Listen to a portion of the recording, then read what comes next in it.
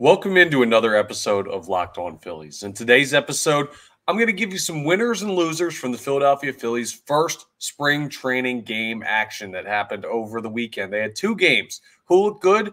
Who didn't? Also, it's Mailbag Monday, so we'll answer a couple questions from the audience. And we've got 31 days until opening day, and one of the great defenders in Philadelphia Phillies history is on the list at number 31. We'll get into it all on today's episode of Locked On Phillies. You are Locked On Phillies, your daily Philadelphia Phillies podcast. Part of the Locked On Podcast Network, your team every day.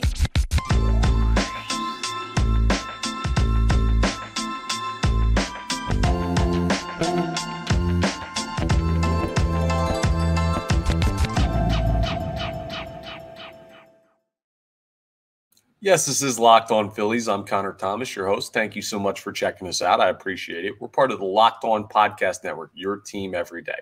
Please make sure you're rating and reviewing if you're consuming us in podcast form. If you're watching on the YouTube, I'd love if you would subscribe. If you've already subscribed, I appreciate you very much. It helps us out big time here on Locked On Phillies. And today's episode is brought to you by FanDuel. Make every moment more. New customers, join today and you'll get $150 in bonus bets if your first bet at $5 or more wins. Visit FanDuel.com/lockedon to get started. Speaking of getting started, the Phillies got started in their spring training game action over the weekend. First things first, most importantly when it comes to spring training, like more important than player development, more important than how the pitchers look or who's in what lineup, you got to win the games. No, it's not important, but the Phillies are 2-0. They won 14-13 over the Blue Jays on Saturday, and they won 4-0 over the Yankees yesterday on Sunday. But I want to talk a little bit about who the winners and losers from opening weekend of spring training game action were. So let's start with the game against the Blue Jays, right? The pitching staff, not great for either side in this one. To give up 13 runs from one side and 14 runs from the other, I mean, that's just not exactly what you're looking for. One of the first, we'll call them losers. And when I say losers, I'm not calling this person a loser. I'm just saying like that you understand the point of the segment. They didn't have a great first appearance or a great couple of appearances. The first was Nick Nelson. Nick Nelson has a legitimate chance to make this team.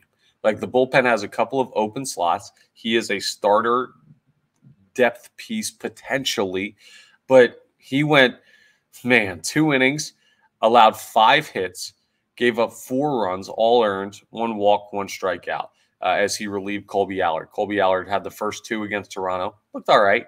And then Nick Nelson came in, did not look good whatsoever. So as far as pitching is concerned, Nick Nelson's probably had he's definitely had the worst outing of the spring so far. That's not good. It's one outing, but he just didn't look all that sharp. The other pitchers you're looking at Dylan Covey wasn't great, but he wasn't awful. He gave 2 hits, 2 runs, 1 strikeout. No home runs allowed by anybody yet in spring training for the Philadelphia Phillies, which is a good thing to see. We were worried about that, keeping the ball down, keeping it in the yard. They gave up plenty of runs, but that's fine. You won't really recognize any of the other names as far as the pitchers are concerned from 2 days ago's game between the Phillies and the Blue Jays. Offensively in that game, though, there are a couple guys that had really nice days. First of all, a winner, small winner, would be the people talking about hitting Whit Merrifield leadoff or doing something different at the leadoff position. More on this in a second, but Whit Merrifield batted leadoff for the opening game for the Philadelphia Phillies. He was 1 for 3, so nothing crazy, but nice day. Here's what's more important. Johan Rojas on Saturday went 2 for 4 with 3 RBIs and a run scored. He accounted for 4 runs. Now he struck out twice. Okay. If you're going to be 2 strikeouts a game, but you're going to go 2 for 4 with 3 RBIs and a run scored, we're going to take that every single time. I thought it was a really nice day for Johan Rojas. Good approach at the plate. He looked like a professional hitter. Did he look like Bryce Harper? No, but he looked like a professional hitter. It was a big step, a big first step in the right direction when it comes to his ability to make this team and be the starting center fielder. So Rojas is one of our winners. Love that. Love that kid, and you should be rooting for him to be the starting center fielder, because if not, well, then you got to look at some depth options, and you get a little bit thinner with Whit Merrifield having to start in the outfield. Offensively, nothing else too crazy happened in this one. I mean, Weston Wilson had himself a really nice game. 2 for 3, 4 RBIs, a 2-run scored, a homer in the game. I mean, could Weston Wilson make a play for the Major League roster? Probably not. Could he be a call-up at some point this year? Absolutely. He's just showing, like, this is a key. The Phillies have a lot more depth now as Dave Dombrowski has retooled this team. Not only are they better in their starting 9, they have a lot more depth. So guys like Weston Wilson, who look really good. Guys like Derek Hall, who had to come up when Rhys Hoskins was hurt last year and then ended up getting hurt himself. Those guys are going to be down in AAA now. Now, unfortunate for those individual players, but they're going to add a lot more depth to the Phillies organization if there's any issues with like injuries or anything like that. So I like what I've seen out of Weston Wilson so far. More on that a little bit later. But yeah, so he went yard, and then Scott Kingery went yard too. No, Scott Kingery is not going to make the team either. I know there's people out there that love Scott Kingery. For me, the biggest winner on day one was Johan Rojas. The second biggest winner was the Philadelphia Phillies' depth in the minor leagues, especially in AAA and like the top level of the minor leagues. And unfortunately, the losers for the Philadelphia Phillies, the pitching staff in general did not have a good day, first time out. And also, Nick Nelson did not have a performance in a spot where he could have really used one. Again, still early. These guys are going to get other chances. Let's move on to yesterday's game between the Phillies and the Yankees, a game that the Phillies won 4-0. I hate to admit this. And we'll see how it plays out because it's the second spring training game. We don't know what they're working through. But let me read you the lineup for yesterday's spring training game number 2. In the leadoff spot, Trey Turner, playing shortstop, batting first. Bryson Stott, batting second, playing second. Nick Castellanos in right, batting third. Kyle Schwarber in the cleanup spot. I've been saying over and over and over again, Kyle Schwarber is going to be the leadoff hitter. Well, first chance Rob Thompson gets, and Trey Turner's leading off, and Kyle Schwarber's batting cleanup. It's just spring training. It's their first action. Trey Turner's playing for the first time. Stott's playing for the first time. Castellanos, Schwarber, all for the first time. So I don't know if Rob Thompson was just trying some stuff out, but that's one of the winners of the weekend are people who don't want Kyle Schwarber to bat leadoff. So congratulations on that. Looks like you're one step closer to getting your wish. I still don't think it's likely that he's not the leadoff hitter, but hey, man, you got me a little bit nervous. So credit to the people who were saying something needs to change this year. You might get your wish. Christian Pache batted, what did he bat? 1, 2, 3, 4, 5, 6. He was 7th in the lineup, right? He had himself a day. He's another one of the winners from this weekend. Christian Pache went 2 for 2, 2 RBIs, a home run, and 2 runs scored. I mean, account for 4 runs, hit a bomb, have a day. Christian Pache was really, really good offensively in this game against the Yankees yesterday. What does that mean?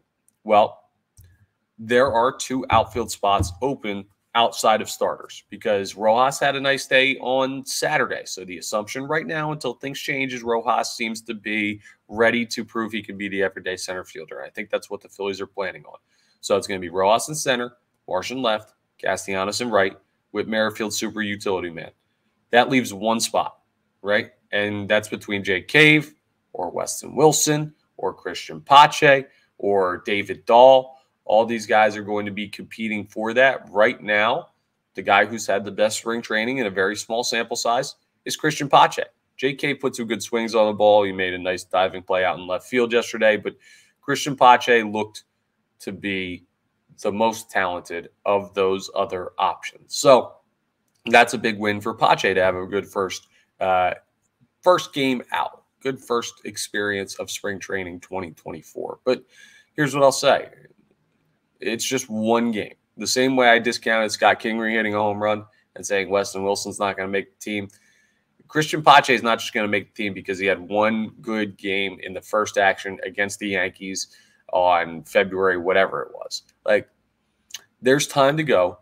I'm just saying that the first step towards claiming that final spot on the roster offensively or for a position player was taken by Christian Pache yesterday. And that's good because I think he has the most upside. I just think the Phillies trust Jake Cave more for that final spot because he's more veteran. But again, I think Pache has the most upside of those players that could potentially take that final spot. So those are the winners and losers of the first weekend for Philadelphia Phillies spring training action. Again, the Phillies 2-0, so they're actually the big winners. They have not lost yet in spring training. Grapefruit League action, which is great. That's a good sign, and they got more games coming up. The next time they will play will be, let me see. Why does it not have a date on this? They're going to play the Red Sox here coming up. What is that, today? The ESPN app is freaking out on me. Yes, today the Philadelphia Phillies will play the Red Sox. My app just kind of broke down on me. So, yeah, more to be seen for the Philadelphia Phillies. Oh, and we have a lineup as well for today's game. Whit Merrifield leading off again, so that's interesting to look at. Rojas batting second, Hall batting third, Sosa, Clemens, Garcia, Dahl, Podkul. I don't even know who Nick Podkul is. Yeah. And Cal Stevenson's going to bat ninth and play right field. So you got some interesting names. Watch Johan Rojas again today against the Boston Red Sox, or I guess listen on the radio to Johan Rojas and what he can get done. And the action keeps coming, so we'll see if the Philadelphia Phillies stay undefeated, and we'll see if the guys who took steps in games 1 and 2 continue to have strong springs. Coming up next, it's Mailbag Monday, so I'm going to get into some questions from the audience as we continue today's episode of Locked On Phillies. Let me tell you about FanDuel first, though. You can get buckets with your first bet on FanDuel, America's #1 sportsbook. Because right now, new customers get $150 in bonus bets with any winning $5 bet. That's $150 if your bet wins. You can bet on all your favorite NBA players and teams with quick bets, live same-game parlays, exclusive props from FanDuel, and so much more. I mean, the Sixers are kind of in a rough spot right now.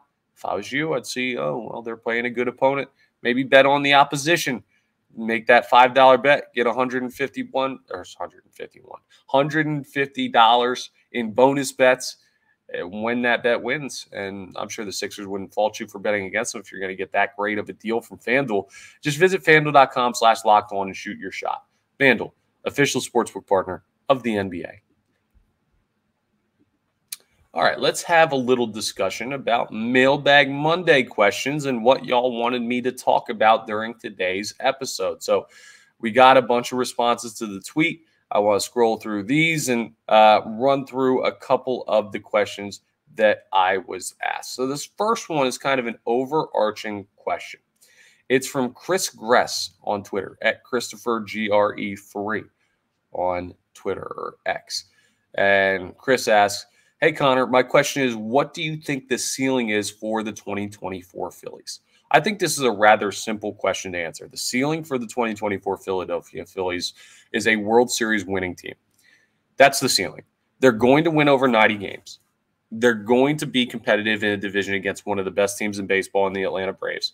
They're a great postseason team. They have a good enough rotation, a good enough bullpen, good enough offense, good enough defense, good enough manager, good enough president of baseball operations to make different types of adjustments throughout the season. This team is just flat out good enough to win it all. Will they? Well, that's going to depend on a lot. Where do they seed out? How difficult is their postseason path? How good are the Dodgers and the Braves?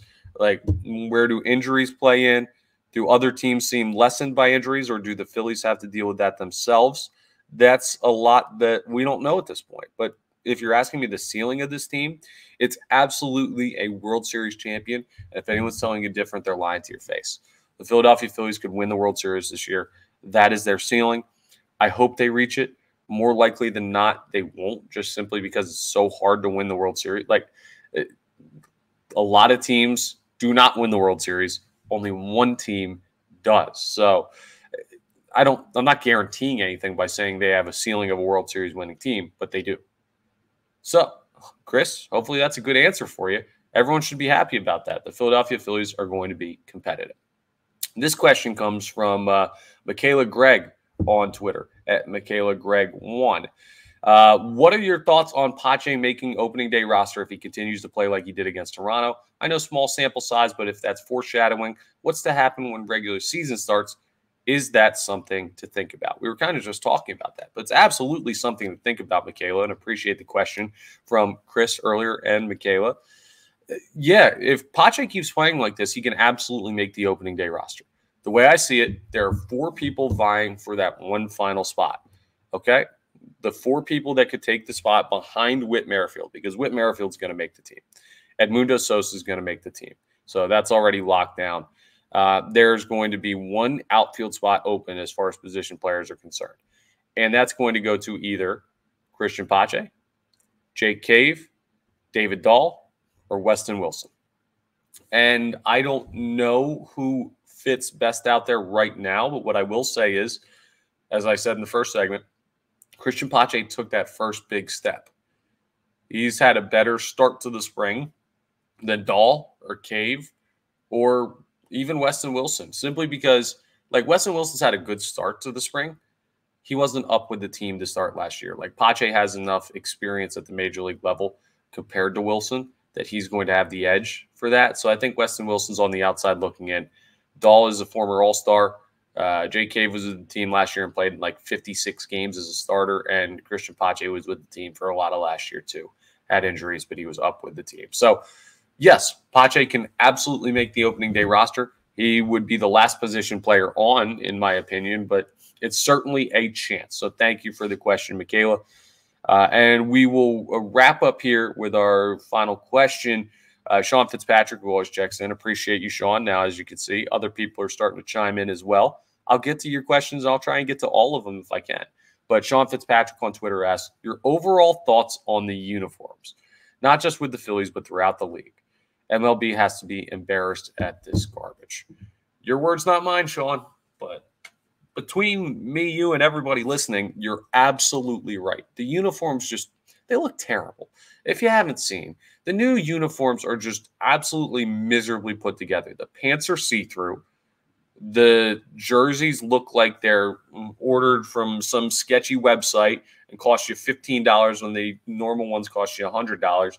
The names don't look right. The lettering is small. It just looks like the jerseys look ratty. It looks like you're playing in a men's league and you decided to get replica like Phillies jerseys for your team. And the fact that the pants are see-through, folks, I've seen that some people enjoy that. And the ladies out there, well, okay, listen, hey, enjoy it. But I need them to make a change to these uniforms before this actual season starts, because this has been a miserable effort on putting actual major league quality uniforms on these players. And people aren't happy. Like, the players union isn't happy.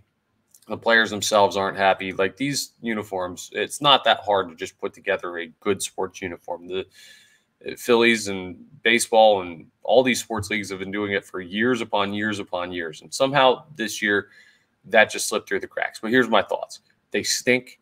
They need to change them.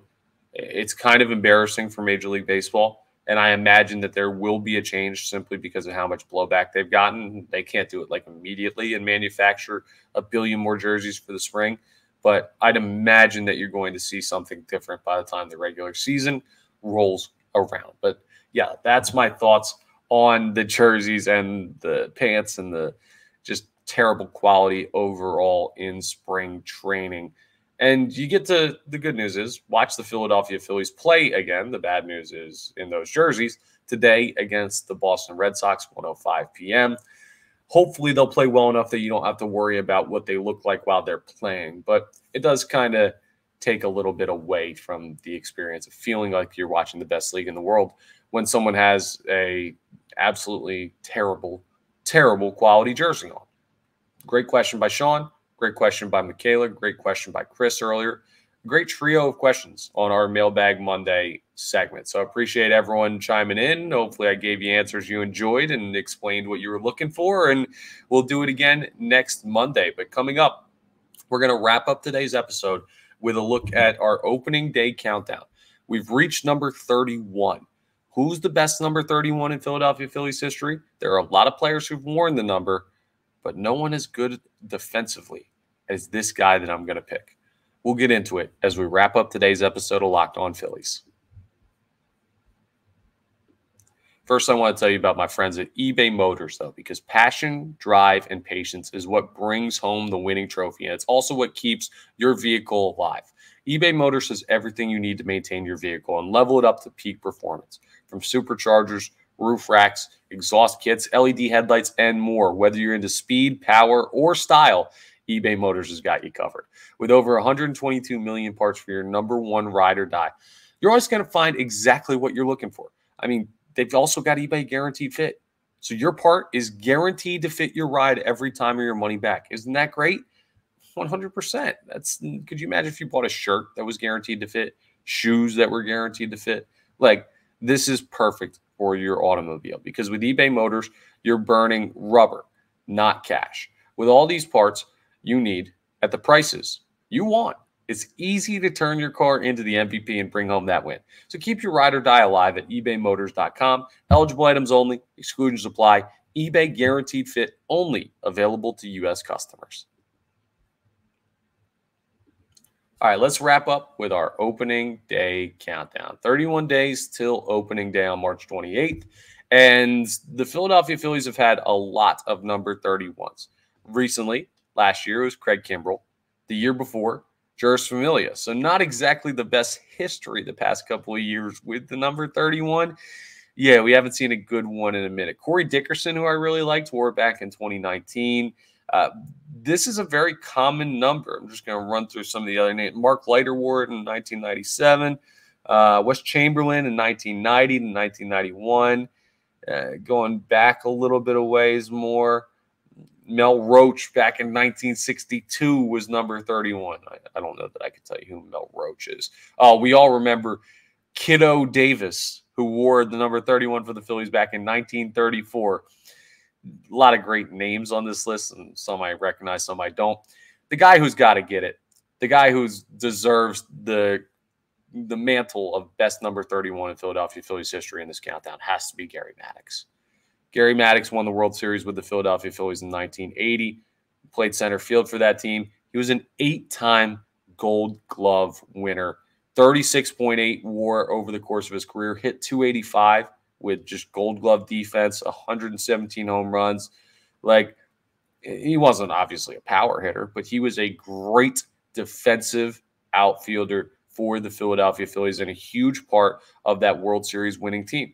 Gary Maddox is, I know, if you're from that time, he might have been your favorite player. If you were growing up while the Phillies were making that run at the 1980 World Series, Gary Maddox could be your guys. And he's the best 31 in Philadelphia Phillies history. I don't think it's even close with some of these other names on this list. So, yeah, there you have it. Gary Maddox, best number 31. And tomorrow, we're going to have a very interesting look at a round number in 30. But we're also, 31 means a month away from opening day, if you count as the longest month, right? I always count a month as 31 when I'm looking forward to something. And when I'm not looking forward to something, I count it as 28 because you can shorten it or lengthen it based on the longer or shorter months. So because I'm looking forward to opening day and the Phillies taking on the Braves on March 28th, we are a month away from opening day for the Philadelphia Phillies. Got a lot to figure out still about this roster and everything going on. But yes, baseball's back. They played games. Everything's good. We're starting to figure out who's going to make the team. And now we're within a month of actual real baseball. And it's Atlanta starting it off. And it's a home game. I can't wait, folks. The Phillies have a high ceiling this year, like I was talking about in Mailbag Monday. I'm just excited to see this team get into real game action. But we got to figure out the roster first. And to do that, they'll take on the Red Sox today, 1:05 p.m. for their next spring training action. And I'll talk about that game tomorrow, as well as some big storylines of the spring from this weekend. So all of that as we get into our next episode of Locked On Phillies. But that's all for today's episode. So I want to say thank you so much for checking us out. Please make sure you're rating, reviewing, subscribing to the YouTube, all that great stuff that helps us out. We're part of the Locked On Podcast Network, your team every day. And I'll talk to you next time on the next episode of Locked On Phillies.